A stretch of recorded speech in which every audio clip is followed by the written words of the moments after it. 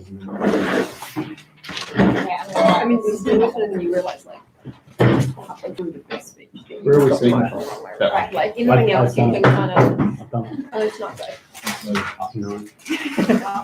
So So we just finished it. So like we can't work on it. No, you didn't. It's not because you know it. Yeah, well, that's right. Yeah, All the time. at least. We only lost that group.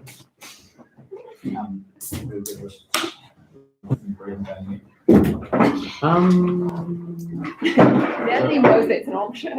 Is this your favorite? Yeah.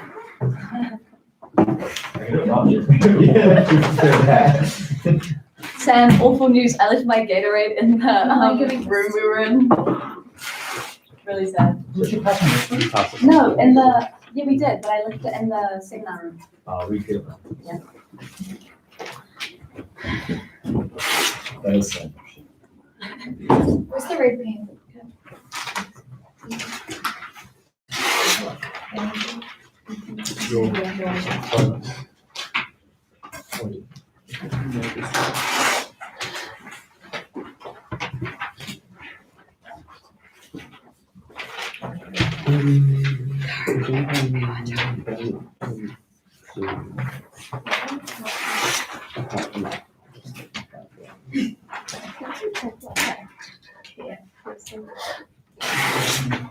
Do I just?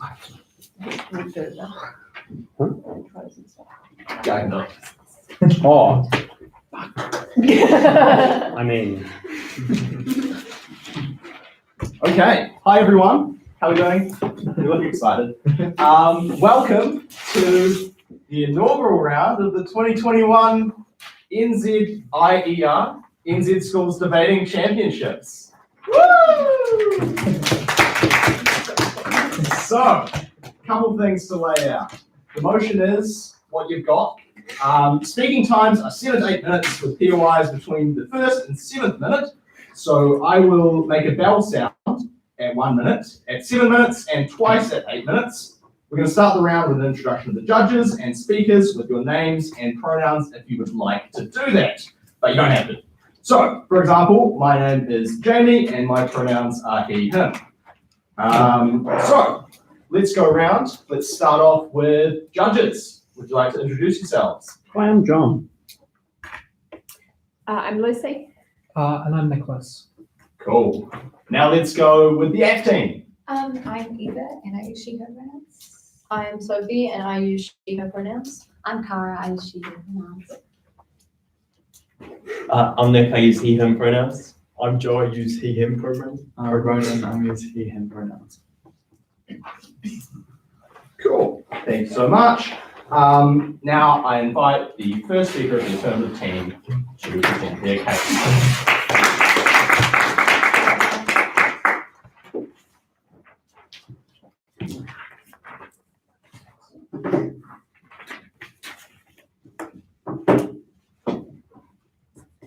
When children in New Zealand aren't learning about the land wars because their school won't teach it to them, they're missing out on a crucial part of their education, not only within that subject, but as a New Zealand citizen.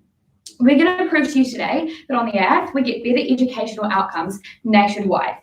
So we're going to introduce this motion and we're going to do it with a model that looks like there's content for these subjects being decided by a nationwide Ministry of Education board of experts, and we're going to include on that board regional representatives of educational experts for those individual reasons. A couple of things I'm going to be talking about today. Firstly, generally how we get a more well-rounded education for students, and secondly, how we structurally improve schools themselves.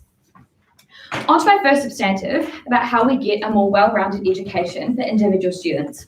If we take a look firstly at the status quo, we see schools nationwide teaching whatever fits in to an already loose curriculum, right? This looks like for the level 2 cause and consequence history essay, one school learning about World War II and the second school learning about the land wars. That's a gap and a difference that is causing students to learn things to a lower quality and causing them to miss out on fundamental things that they should be learning. How do we fix this on our side of the house? A couple reasons. Firstly, we ensure all topics are covered. So we tell you that there are some things that people need to know through the New Zealand public education system, right? This looks like things like learning about colonisation and fundamental concepts to Te Tiriti o Waitangi, like basic genetic concepts, right? These are good these are essential for New Zealand students to learn, not only because it is essential to learn these particular things to be a good New Zealand citizen, but secondly because these things are just going to be useful for further education structures within New Zealand, like university, like other tertiary programs. What does it look like under the status quo? This really important stuff is slipping through the cracks for a variety of reasons, right?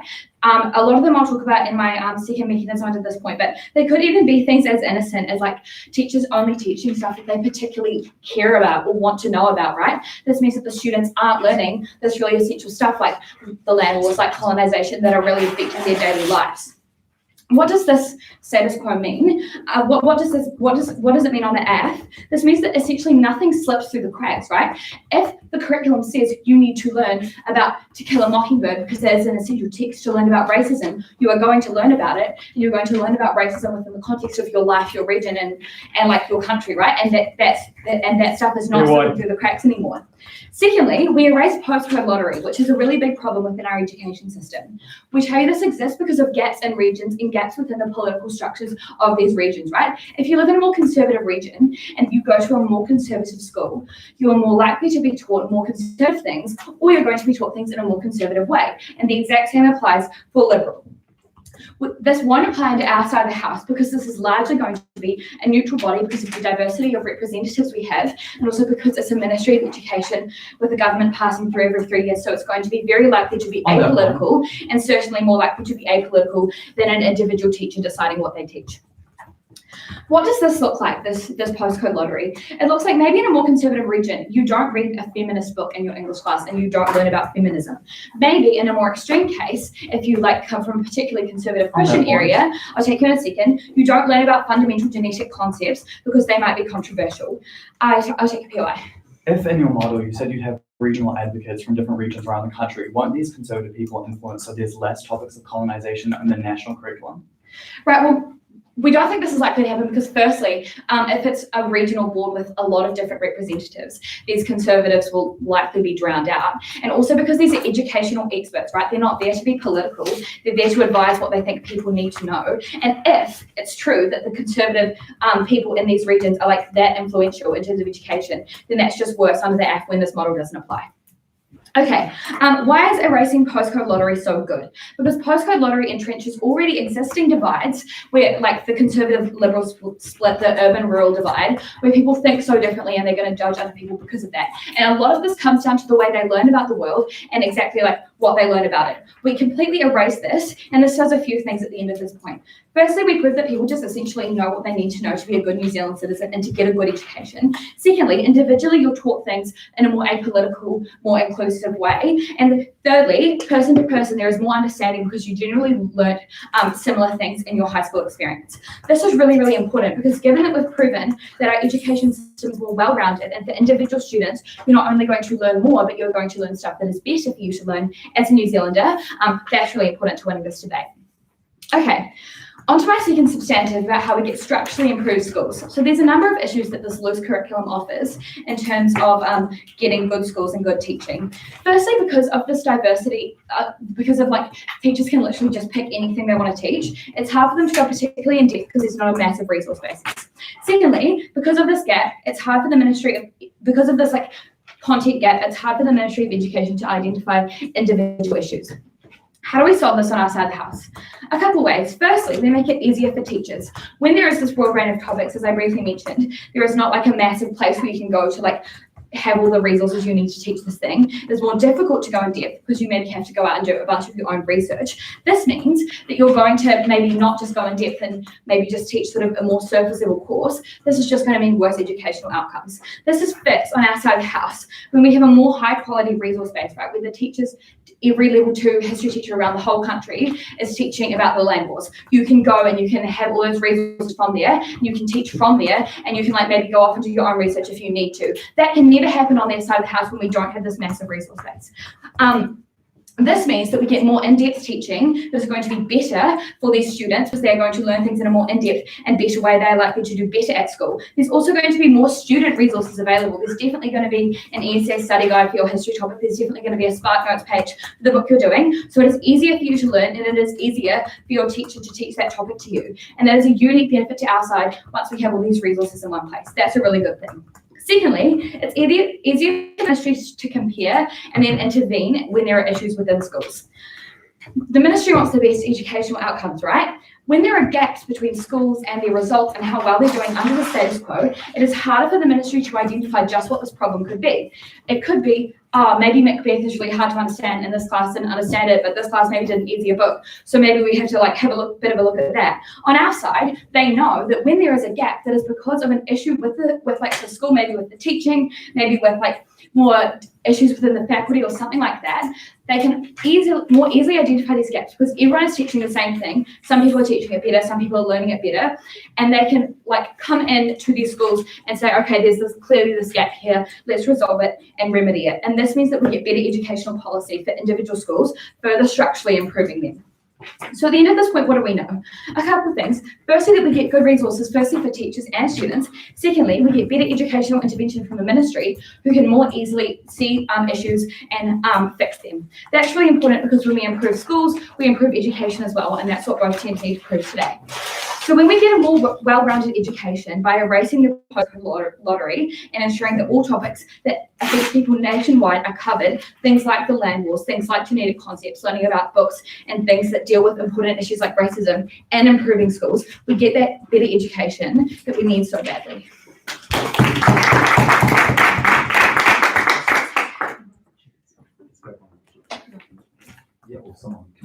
Cool, thank you so much for your speech. If it's all right with the adjudicators, I now open up the floor to the first speaker of the negating meeting.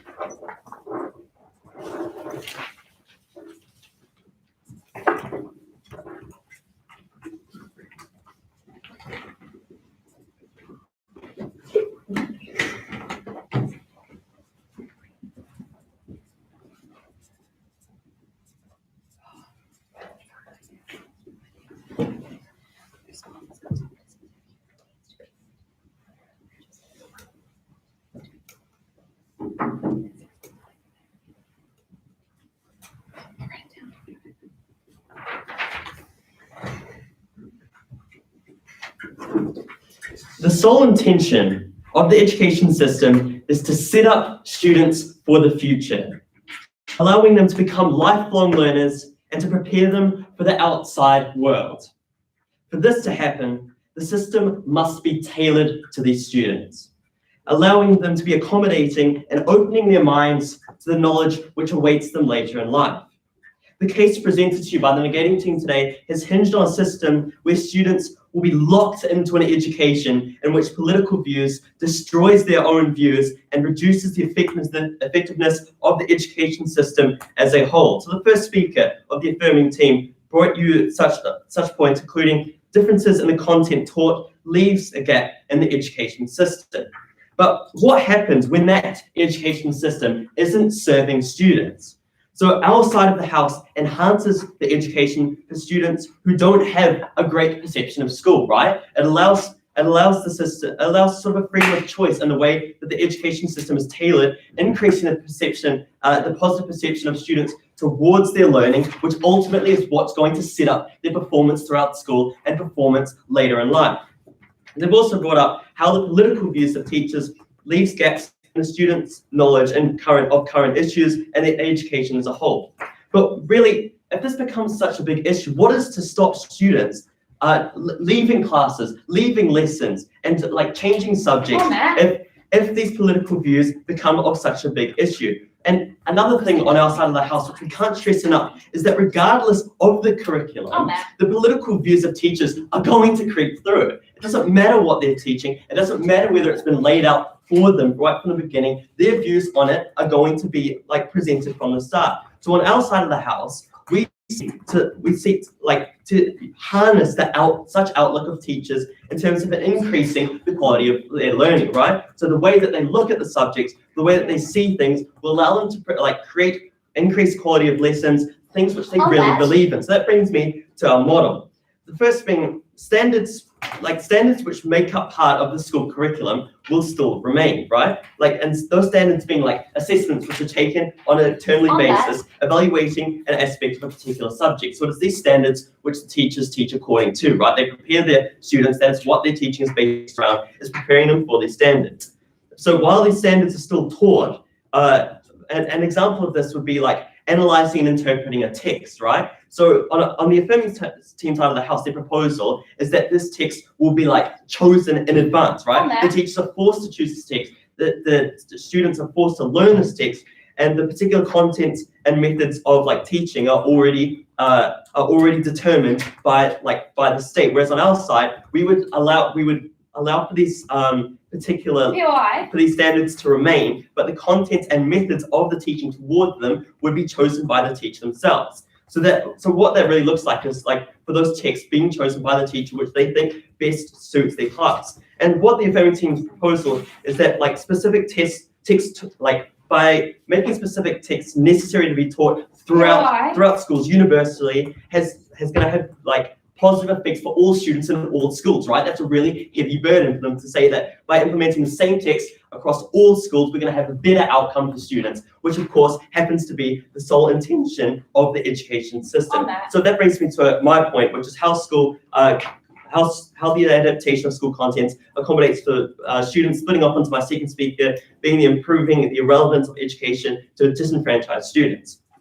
So allowing teachers to adapt the contents of their classroom is a benefit towards students' perception and attitude towards school. So after all, it is the students' determination and sheer willpower which will determine their progress throughout school life, and therefore tertiary education and a career from there onwards, right? It's their willpower, it's their willingness to dedicate themselves which will ultimately determine the outcome. And our side of the house improves students' attitude towards learning, flowing on to such benefits. Two mechanisms as to how this happens. The first is that these subjects actually become of interest to students, right? Like teachers will adapt the contents of their lessons so that the students are engaged and are therefore interested, right? Like student engagement is a massive priority of teachers. They want students to be engaged and they want them to understand and learn what's actually happening in the classroom. So students are then presented with a wide range of exciting options which wouldn't exist on the affirming team side of the house, right? So subjects would be tailored to students, tailored to attracting students,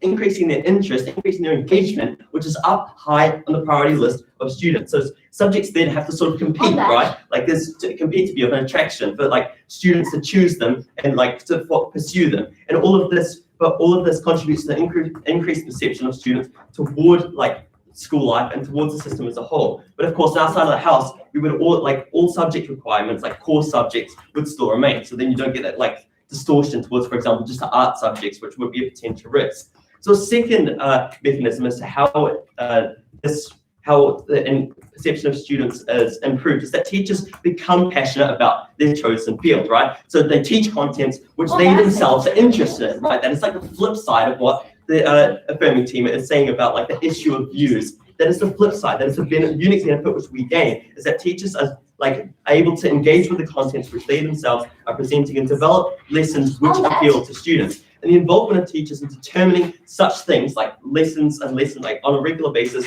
will also uplift their own teaching, right? They'll feel empowered to execute on lessons which they themselves have developed and have customized. And this is all of interest. This is all of benefits to students, right? They'll be aware of the uplifting of their teachers, and therefore the quality and purpose of the learning itself is improved. And this is in contrast to the world which the affirming team is proposing, right? So teachers are then going to be like forced to teach lessons which have been chosen from in advance, which have been laid out in advance, and all of us here can see how that would impact on a teacher, right? They're going to be teaching something which they don't believe in, not interested in, and which have no interest at all. So then you've got an unmotivated teacher who is not in the slightest interested in the subject which has been laid out for them in advance, in which they've had no say. And then students have then faced such an unmotivated teacher who doesn't have a care for their chosen field. Learning quality is then reduced, and then school becomes this dull and uninspiring sort of system, which is what causes students, what causes the downfall of students in the education system in the first place, right? They're not prepared to dedicate themselves, they're not prepared to open their minds to a dull system which is of no benefits to them at all. And I'd just quickly like to cover on a sub point, that being how adapting the contents of curriculum is of benefits to students, right? So, for example, a national curriculum, right? The government will be forced to conduct large-scale studies, which will take huge amounts of time to actually enforce changes in the curriculum which they're teaching, right? Whereas schools can adapt contents to current events much more quickly, right? They can see the perceptions of students on a day-to-day basis. They can see the current events which are happening and make changes, as opposed to the government who is forced to do large-scale studies over a large period of time. This allows the curriculum then to be tailored to students as shifts in the world actually happen, whereas the decisions made by a government will be hugely delayed. It will leave students learning in the past instead of preparing for the future, which again is the primary intention of the education system as a whole, which we on the negating side of the House tonight are more than proud to negate. Thank you.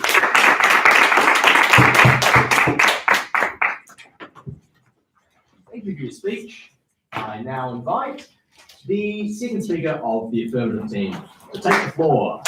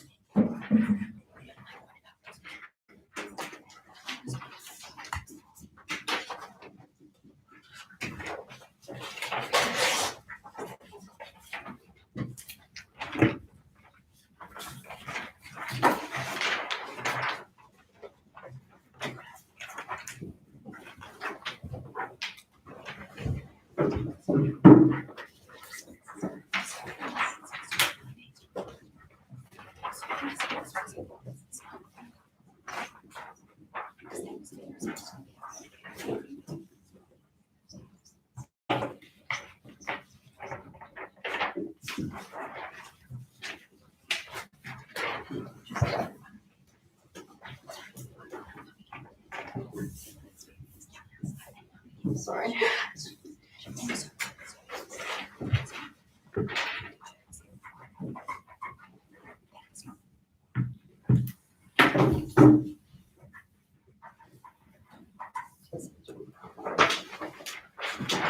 When a teacher refuses to teach students about the New Zealand dawn raids because it is against their morals and because their conservative views prevent them from doing that, we see this as very harmful to today's debate because we recognise that they're not addressing this blatant racism and not teaching the children that the wrongs of this past need to be changed for the betterment of our future and so we can not have these negative views in the future from our children. 2 points of clash I'm going to bring to you today. First, I'm going to talk about why we have a more well-rounded education system under our side, and then secondly, I'm going to talk about how we get more engaged learning on our side of the house. So firstly, let's address this point on why we have a more well-rounded education system for students and why that's better on our side of the house. Firstly, under this point, I'm going to show to you why teachers having control of the exact content that they teach is significantly harmful today. There's two key reasons. The first is that it means we're more likely to have prejudices and our learning from more likely conservative regions. What did we hear in response to this from Side and Nick? Firstly, they said to us that if these views are biased and that they're quite negative, they would expect there to be outrage under our side of the house currently under the status quo, and therefore they don't think there's going to be bias. What we recognise uniquely today is what happens under the status quo is that students are taking information in, not realising that it's a certain prejudice, not realising that they have blatant racism underlying aspects of the information they are learning, and that is the issue we are addressing on today's side of the house. Secondly, then, what they told us is that there's still going to be teacher prejudice on our side. I'm going to address why teacher prejudice doesn't exist on our side of the house or how we prevent it more. 2 key reasons. First, we'd say that it's actually better to have exposure to this topic, these new topics, than none at all. So even if these teachers do have some prejudice in the way they're teaching, we would rather that and still have exposure to this topic they otherwise wouldn't have. For example, talking about New Zealand land wars. But the difference on our side of the house today, which is really clear, is that on our side, if students notice that these teachers are having this certain prejudice compared to the rest of the national curriculum and compared to what other schools are teaching, they're more likely to go to their principal and talk about it, more likely to go to a news source and talk about this issue. Or the ministry is more likely to notice that these students are failing in terms of their statistics on this report because they're more likely to have negatives and learn in a negative way. So they're more likely to input in the school and help improve the teaching structure through resources, through teacher training, through assignment of teachers. Secondly, then, we'd say that teachers are also motivated to teach well under our side currently. We think that they generally care about students or want to be promoted. So what that means is that when the standard is set, it shows that they want to make sure these students pass well, and often that's going to be showing the way that the government hopefully wants in a good way. That means, for example, understanding things like showing the difference between sovereignty and whanatanga instead of not talking about that to students at all. That is what we bring to you today. We don't have this prejudice on our side of the house. Secondly, then, what did we hear from Side F under this point about well-rounded learning? Basically, what they told to us, Side NE, basically what they told to us is that things like it would undervalue people's opinions, and we have less diversity of learning because everyone is now being forced to read Jane Eyre, so now they have to believe in this type of value. Firstly, on our side, what we have is a difference today, which is really important, is that we're more likely to show both sides of a story. For example, we're more likely to show the conservative view and also the liberal view. For example, we'd see that in a social studies class, we're more likely to show both pros and cons for youth in Asia, and we're more likely to have this representation. We understand that on our side of the house because what we have is a board that selects information to represent the entirety of the population, which means instead of a teacher who has their own biases going into their teaching, we have a board that has to include both the conservative and the liberal side, so students get a well-balanced education and then can choose their opinion based off of that. But also we think that secondly, it's just to give, these boards are more likely to give this broad view so that when students go to uni, or go on to higher education and go to work another job, they can then go on to decide what they care about. So on our side, we show multiple views so students can make their own decision, unlike their side where the teacher is forcing their own prejudices onto the student. Finally, then, how is a board able to ensure more well-rounded learning? And we think we've already laid out these mechanisms to you. There's things like showing these boards are more held more accountable than your average teacher because they're being looked at nationally. Therefore, they have to be held more principal certiorari. Also, we understand on our side of the house that they have to do more research into topics. So we're more likely to have information, for example, national reports from Statistics NZ, instead of your general social studies teacher showing you information from Wikipedia. This is how we improve information on our side. Finally, what you told you at EVA that we didn't get response to is that we have the ministry is able to compare skills easier. We think this is really important in today's debate because then we are able to intervene and help these skills improve. Then on my second point on how finally on my second point on how we're able to get more engagement with learning. This is where most of Side Next case comes from, where they talk about how it's better if students are more interested in what teachers teach and about teachers being passionate about their teach. Firstly, we'll address this information about students being interested in what they teach. Firstly, we'd say to this is that often what happens under the status quo is that teachers teach what they're interested in. We know this is because often curriculums are set before the start of the year. So when students go into the school year, they are going to be taught what the teacher wants rather than they want what the students want. So we think it's pretty even on our sides on both sides in terms of what the students are learning is both coming from the teachers. Secondly, we then say that even if they have more engaged learning, we think that students would rather be taught well. And we've shown that we get better learning on our side of the house through EVA, talking about how we get higher quality education on our side because we're more likely to have this national article that's well researched and from professionals over your Wikipedia source. Finally, then, we told you that even if these students aren't interested in this topic as much and it's not student-interested learning, we still think it's really important that we introduce these topics to be in every class, because otherwise what we have is what I told you in my first point, talking about prejudices, which is really harmful in today's debate. Finally, then, let's talk about teachers being less passionate. Firstly, we'd say that we think that teachers won't be less passionate because they care about the subject broadly. For example, if you're like a teacher who's teaching history, just because you're now forced to teach about the land wars, we think you'll be interested in it anyway because you have a broad like for history. You're likely to like that aspect of history too. And that's why like English teachers don't just become English teachers because they like Jane Eyre. They like the whole topic rounded. They like writing and reading. But secondly, then we'd say that if they're not passionate, they're more likely to go on and be passionate on our side, because often you aren't passionate to things because you have less knowledge about them. On our side, when you have these national resources provided to you, rather than teachers having to do their own research, which takes up lots of their own personal time, we think that they're more happy to teach about this and get more into it because they don't have to stress about all the work of setting up this curriculum by themselves in the first place. Finally, then, I'd like to make a remark about how they said the system takes forever to adapt and introduce. Firstly, we just say it's large-scale study, so it's more important. That's just a benefit we bring to you on our side. And also, many members of the ministry make this up, so we feel like we're going to get constant input and adaptation on our side of the house. Thank you.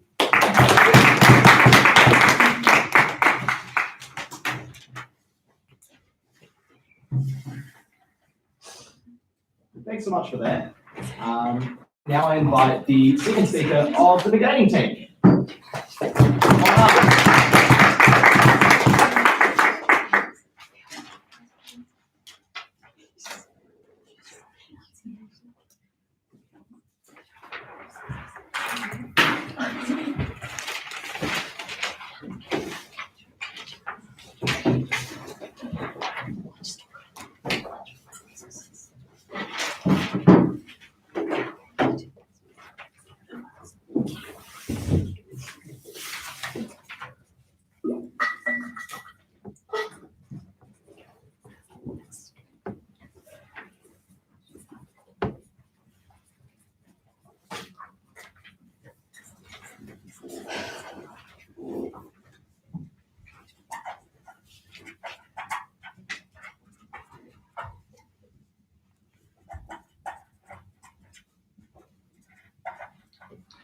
When the second speaker of the affirming team came up here and told us that there was no difference between a teacher adapting to their class and a faraway national bureau deciding things about students they don't even know, we think they have mischaracterized how teaching actually works in the real world, right? Because there is a massive difference about a teacher who knows their students, who knows what their students will enjoy, who is able to appeal to the interests of those students and their local community, versus a faraway capital agency that's trying to determine what happens for the entire country. Two main points we'll catch you today.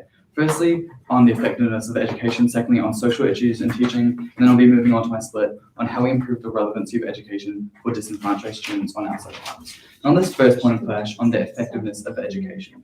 So they basically told us at first that it's more difficult to go into depth on outside the house. We say the complete opposite is true, right? Because when teachers are able to actually teach content they're passionate about, they're experienced in, and they enjoy, it's far easier for them to go into depth, right? When they can tailor content to the students that they teach, and the kids are actually passionate about the subjects, these students can add their own contributions, right? Yeah, why? They also brought us this idea of a massive resource base. We contest how big a factor this is to start with, because there are many prevalent online resources that are available anyway, but we say we'd rather teachers access their own resource base, right, of the things they have experience in, rather than being force-fed prescribed topics by a national government, right? We'd rather teachers access their own knowledge, their own experience, to actually appeal to the students that they are teaching. They also told us that they ensure all topics are covered and, you know, all educational standards are there. We just say we'd like to look at the symmetrical impacts in this debate, because both sides of the house want students to gain skills they need. They want to be able to do things like analyze literature and express their thoughts through essays. The only difference is which content is applied and what text is analyzed. And the unique benefit we get on our side of the house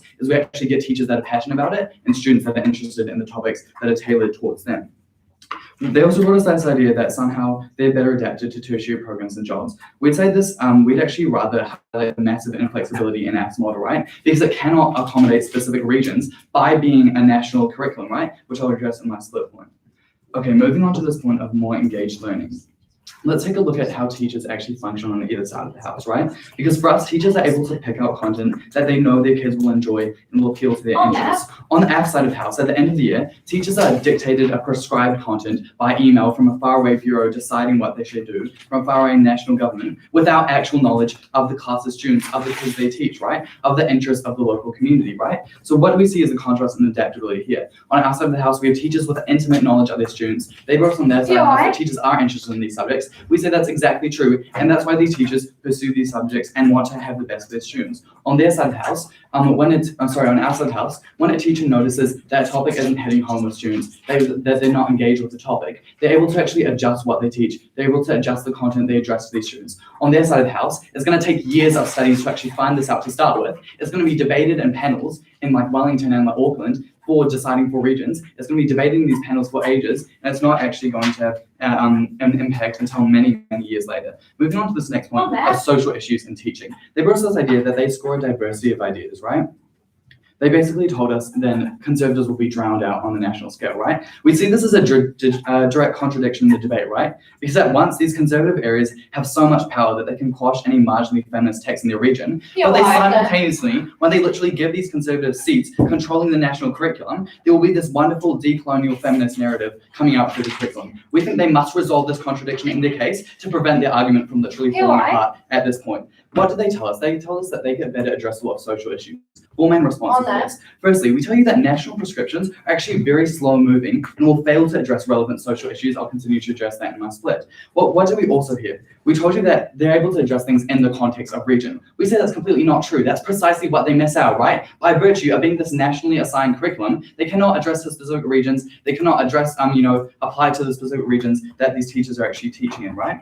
And we tell you that even on their side of the house, if they manage to somehow get some decolonial narrative through into the curriculum, if students are not interested in this social issues anyway, the content will not produce well-rounded citizens. We need teachers that are able to actually tailor this content to what students want to hear and actually do it in a much more effective way.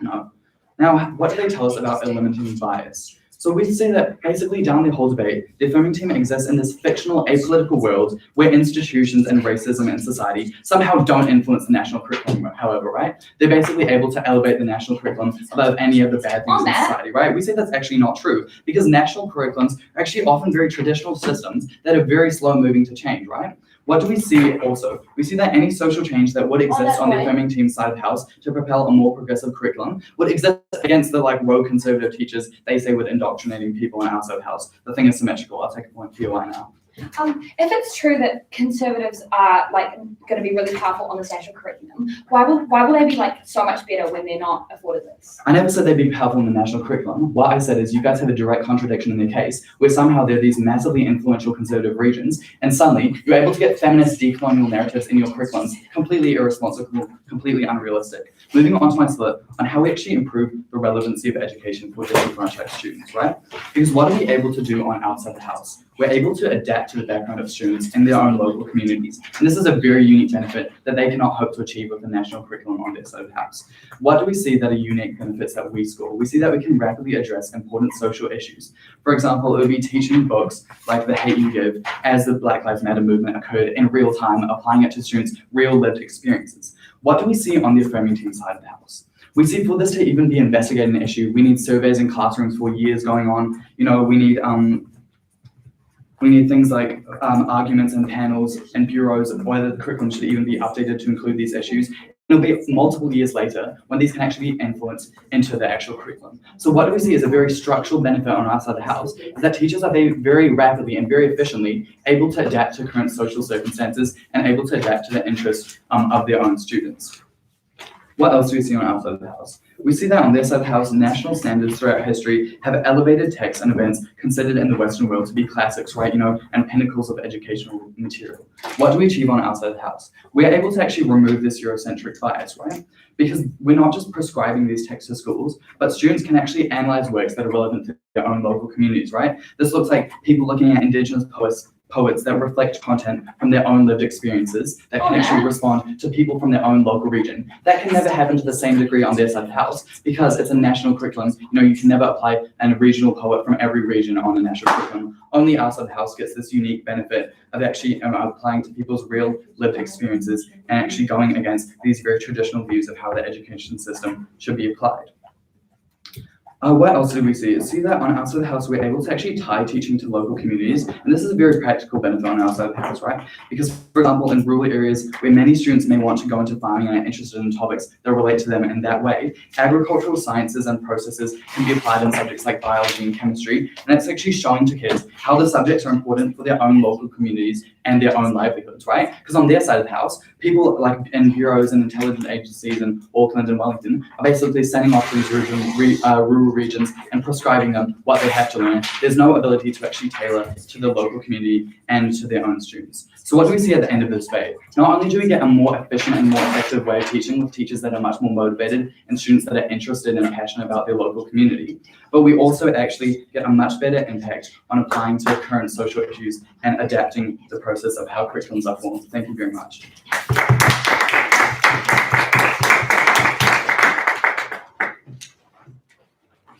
Thanks so much. I now invite the third speaker of the agenda team to take the floor and give their speech.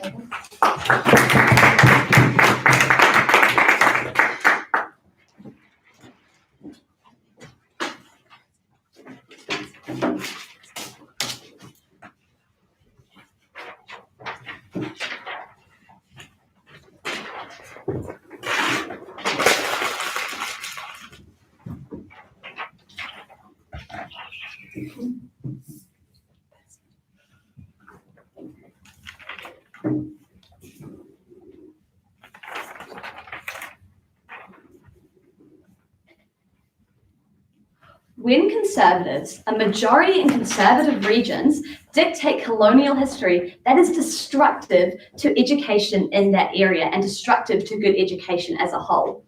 However, when we make them what they are, a minority on a national level, education is always more balanced and therefore will be better quality on our side of the house.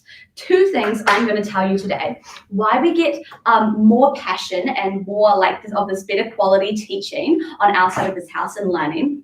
And then why we get better tailored experiences to both regions and individual students.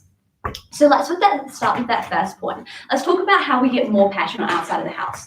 The key thing that I want to bring you today is this whole point that we've been making throughout our debate, which has been really just badly responded to from the negating team, which is about the incredible amount of resources that we uniquely get on our side of the house.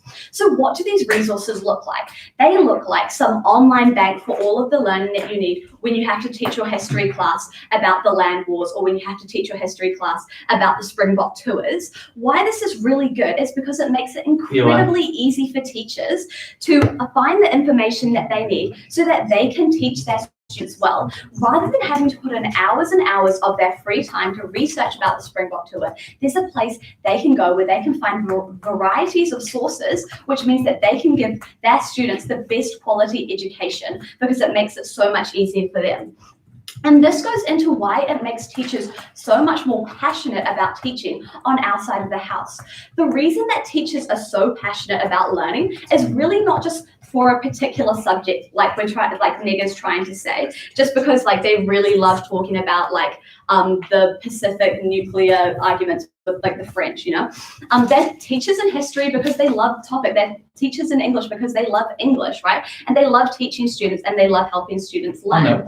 When teachers are able to have a massive bank of resources, they're really easily able to understand the topic that they're going to be teaching. And what this means is that they can be just more passionate when they teach to their class. Because in general, if you understand a subject better, you are more easily able to explain it and you are more happy with it. That's just a really, really basic mechanism that we've been bringing you on our side of the house.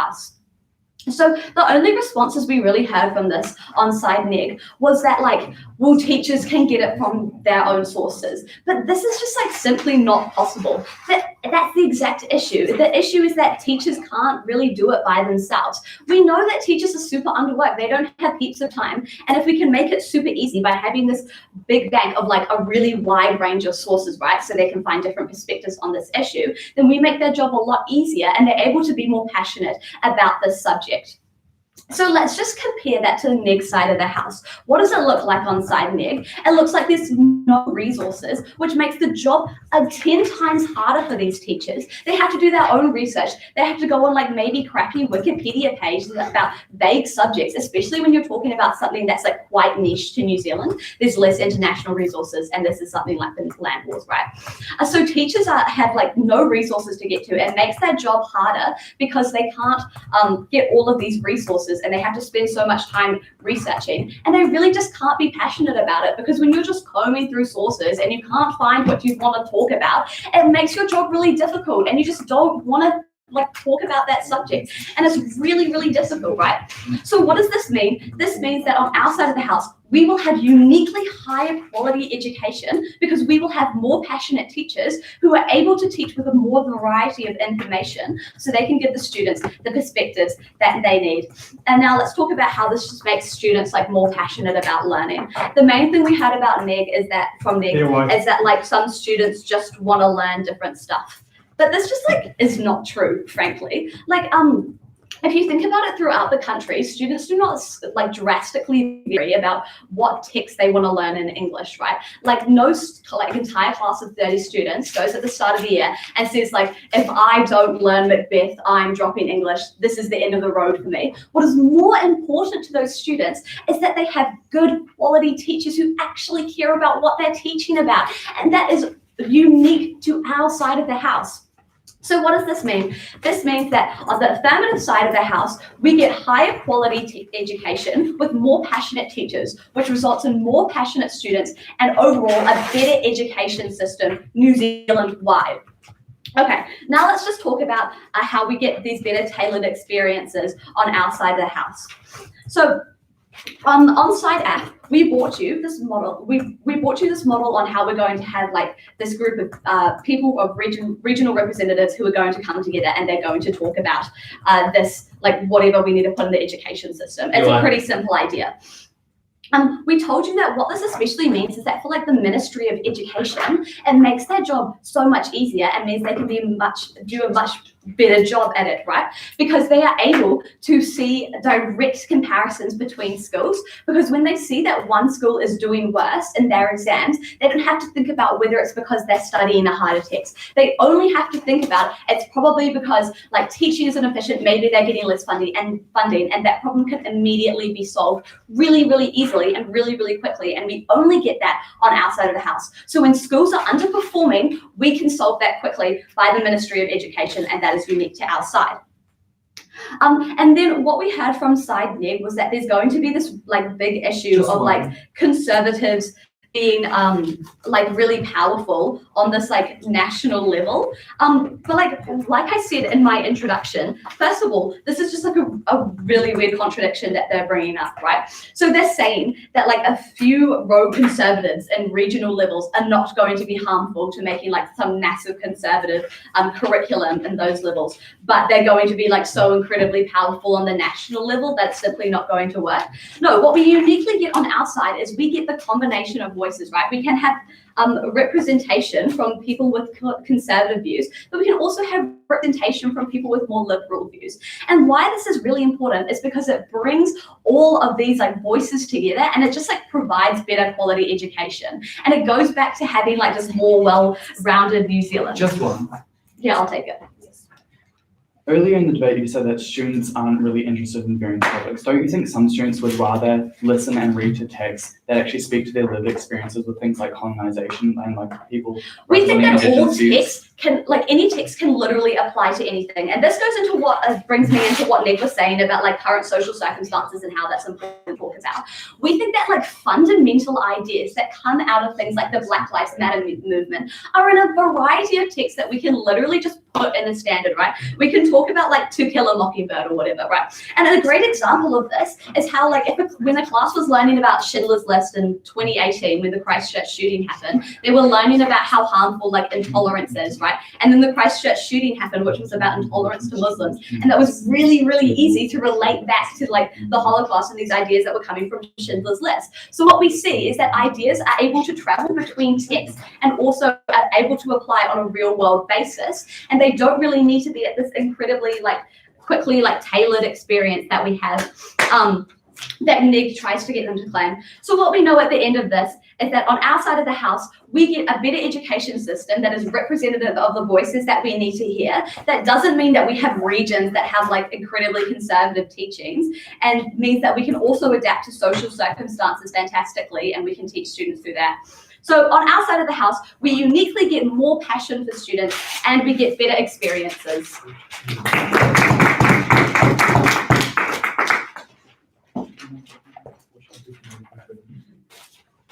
Thanks so much for your speech. I now invite the final substantive speaker from the debating team to take the floor.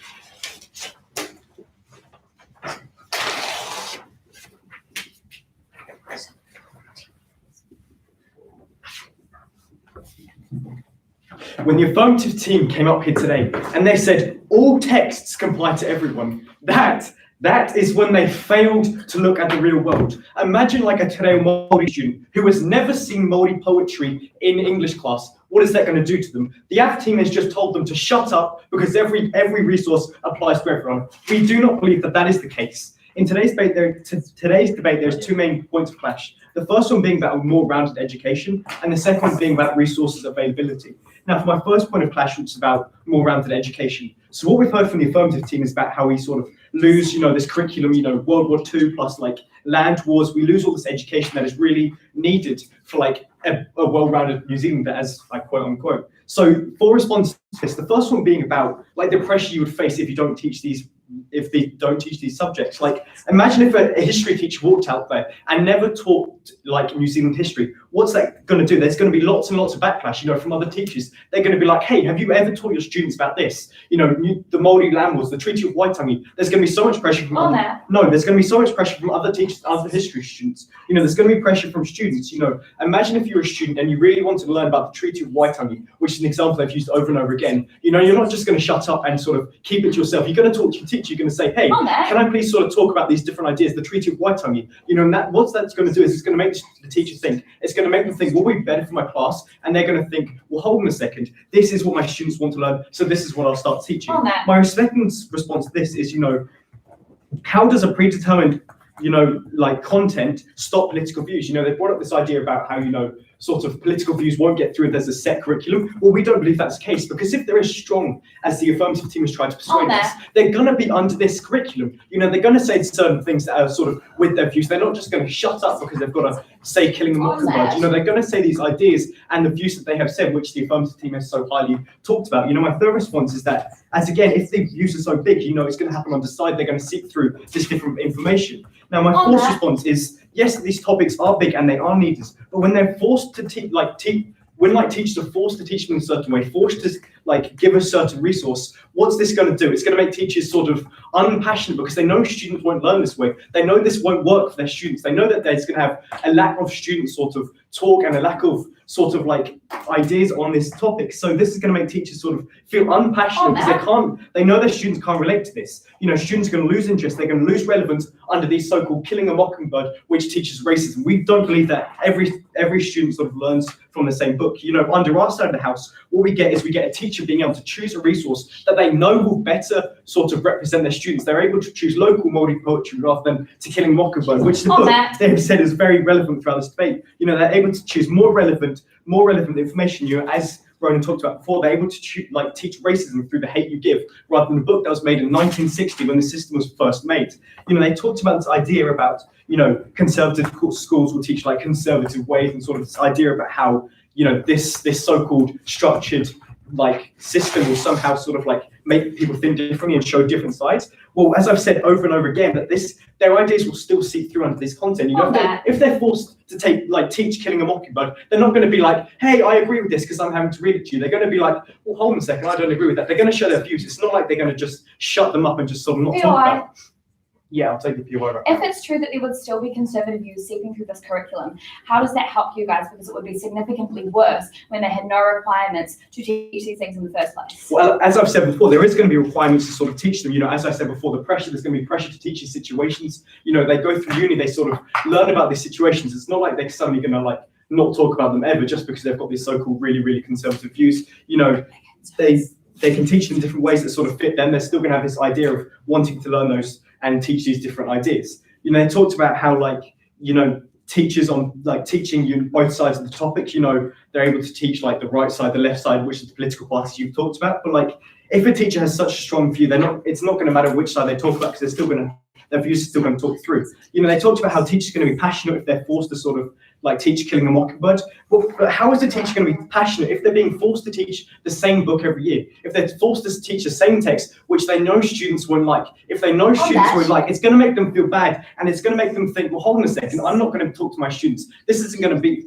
relevant to them. They're not going to learn anything. What's this going to do to a teacher? It's going to be like, there's no point in me really teaching this because I know my students won't listen. When under our side of the house, what they can do is they can choose resources that they know students will listen to. They can choose poets and they can choose poems, which students will be able to sort of relate with, rather than different like forced ones that the government believes is a really good representation. You know, they under our side, they talked about how like students will, you know, lose passion. Now, why does this happen? Because they've been taught something that doesn't matter. You know, if we look at the poem Nettles, which is under the system right now, you know, kids are being forced to learn this poem about nettles, but nettles doesn't have any relevance to these kids. You know, so under our side of the house, what we believe is the better is that teachers are able to choose things that they want to teach and teach them in a certain way that best benefits their kids. So at the end of this point, we have shown you that the ability for teachers to choose topics for students is so much better than it's like having a plaster solution that fits all. Now, for the second point of clash, which is about this very ridiculous idea of like resource availability.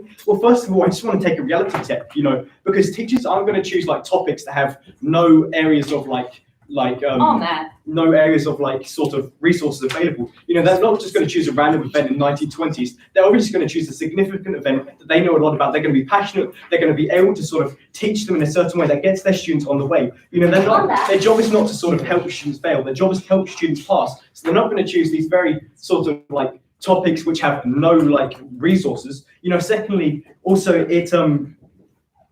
you know, kids will also be more passionate on what they're learning because teachers are able to teach it in a way they're able to have this like very good sort of like, I can teach you in this certain way, I know how you learn. So kids will feel more passionate. You know, as Ronan said, you know, teachers can teach with their own knowledge, they can teach with their own lessons that they've learned. You know, it's not like they're going to choose a topic that will sort of trip the kids up. They're not there to sort of fail the students, they're there to help them flourish into the world. You know, they talked about how this big resource bank will make it easier for teachers, but can we just quickly put this into perspective? Like, after teaching the same thing for 5 years, like after teaching The Killing Mockingbird for like 5 years, how is this supposed big resource bank going to help teachers? You know, it's going to make them feel bored of the system. It's going to make them feel like they can't relate with their students, and it's going to make them unpassionate because they're having to teach Killing a Mockingbird every single year, even though they're this so-called big resource. This doesn't matter because the teacher's able to be passionate, able to relate to what they want to their students, and able to get across to their students in the right way. So at the end of this debate, we have proven to you that this system of teachers being able to choose what they want to do is much better than having a plaster solution which teaches every single topic in the supposed right way. That is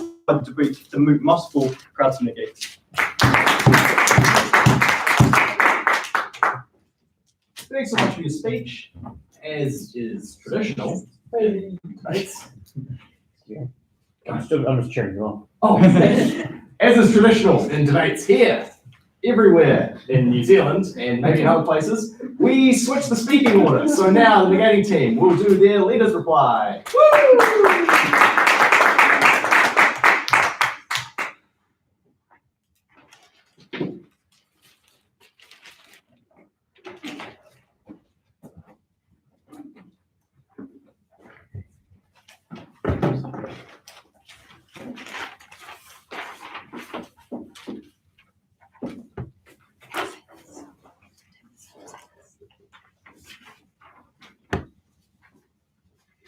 The core of winning this debate comes down to proving that which side of the house gets more effective teaching and better engagement from students.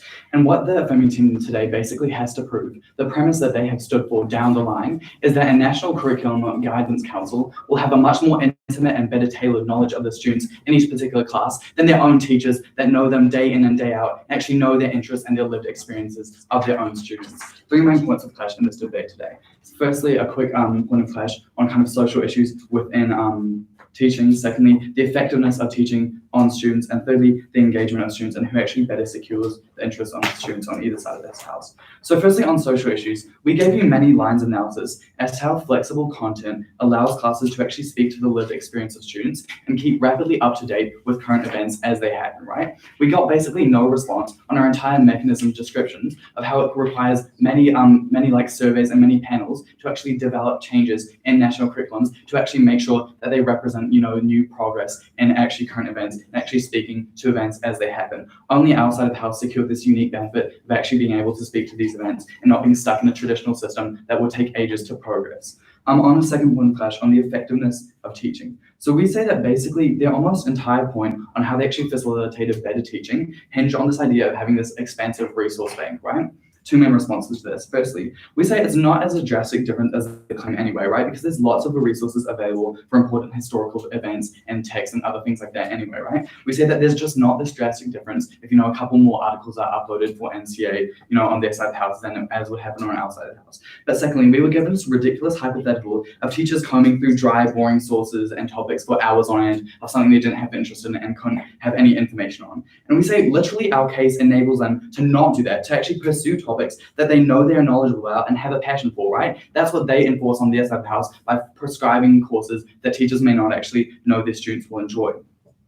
So what do we see on our side of the house is that teachers are actually not going to pick these topics. They're actually not going to teach topics with literally no resources available. They're not going to try and make their students fail, and they're not going to give themselves hours of extra work coming through events for which basically no content exists whatsoever. What do we also see is that basically on this side of the house, they must prove that teachers have a much less intimate ability to tailor classes to students than a national curriculum does. What we prove down the line is that teachers have the unique ability to actually tailor this content to what students want, what they're good at, and what they're passionate about. Their side of the house has yet to prove that a national curriculums are better able to adapt to individual classes and individual regions. Now to this third point of clash on the engagement of students, right? Because in my split, I brought you this concept of the disenfranchisement of students that happens when there's basically this national curriculum following these very traditional Eurocentric views enforced on an entire nation, right? Because what I told you is that there are many Indigenous students out there who haven't seen poetry from Tangata Whenua in their own region, right? They haven't been represented in English class in all these classes that are put out, right? What did we get from their side of the house? We were basically told that all texts are the same, right? Their entire case hinged on the concept that students have no difference in interests that they have. They basically told us that no students are unique, no students have interests in different topics and in different content. That was basically what the entire case hinged on. That is why they failed to win this debate today. So what did we actually achieve on our side of the house? We were able to tailor these content to actually local communities and to different interests of students. We're able to actually have quickly adapting, sessions for teachers. On their side of the house, they have to go through surveys and, panels to actually debate whether to update the curriculum when it's not working for students. On our side of the house, teachers with intimate knowledge of the students and the kids they teach are actually able to update the content as they realize what's good and what's working for their own class. Incredibly proud to oppose today. Thank you very much.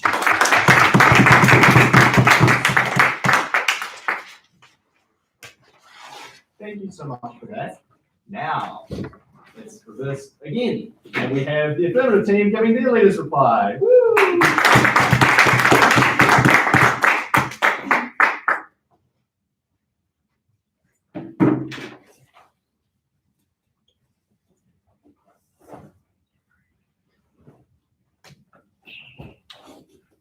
The problem in today's debate is that in some regions we have teachers who are teaching very progressive content, whereas in others we have teachers who have prejudices towards groups like women and Māori who lead students to have very negative social views that impact them in the future and in our society.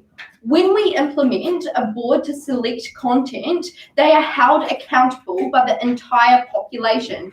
This means groups like Māori, this means groups like conservatives, and this means groups like liberals. What this means is that then they have to have information that for both sides of the argument and to represent all groups, and therefore we have more well-spread information that represents all sides rather than a teacher just reflecting their own views. 2 points of clash we had today. First, we're going to talk about the side that had more engaged learning, and secondly, how we had more well-rounded education.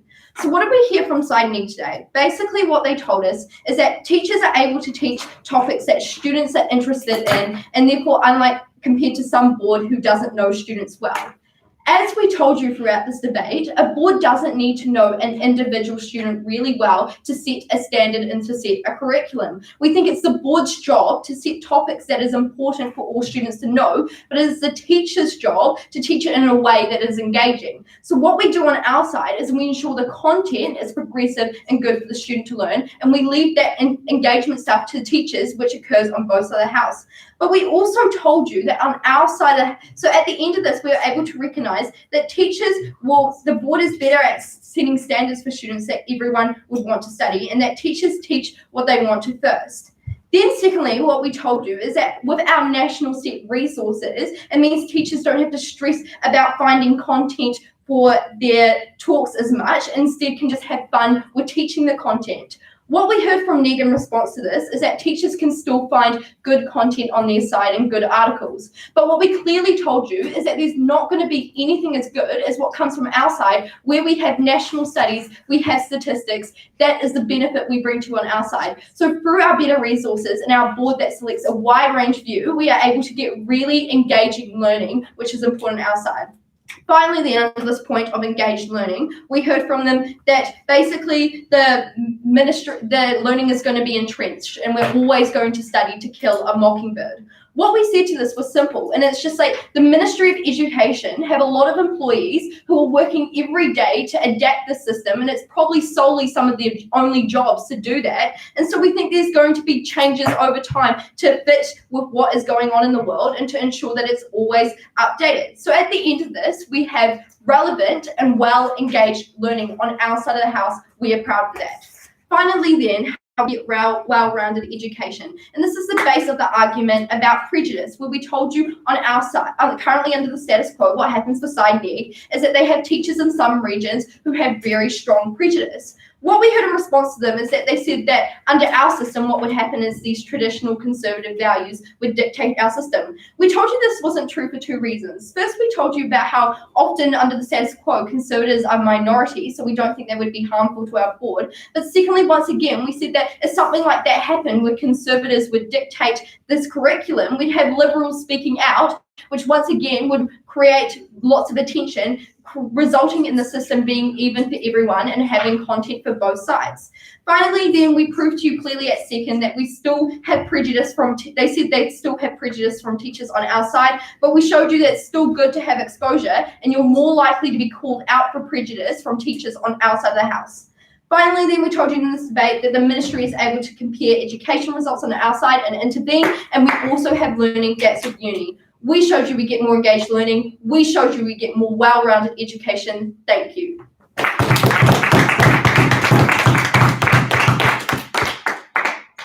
Thank you so much, everyone. I thoroughly enjoyed the debate, and I hope the adjudicators did too. We invite you to shake hands now. And to the stream team, thank you so much for watching. We're going to end the stream now. Catch us next episode on the NZIER National Debating. Oh, your mum watching? My mum's watching, yeah.